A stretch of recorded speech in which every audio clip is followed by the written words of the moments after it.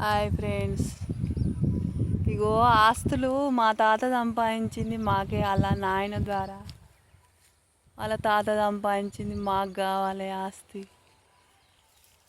అలా కొడుకు సంపాదించింది తండ్రికి, తండ్రి నుంచి తాత మనవలకు, అట్లా ఆస్తులు పంచుకుంటారు.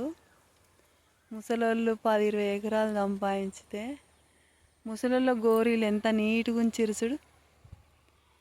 ఆస్తులే కావాలి ప్రతి ఒక్కరికి. మనమైనా గంతే. రేపు మన పిల్లలు మా అమ్మ మా నాయన గోరి అంటారు తప్ప మా తాతది మా బాపమ్మది అని ఎవ్వరు పూజలు చేయరు, నీట్గా ఉంచారు.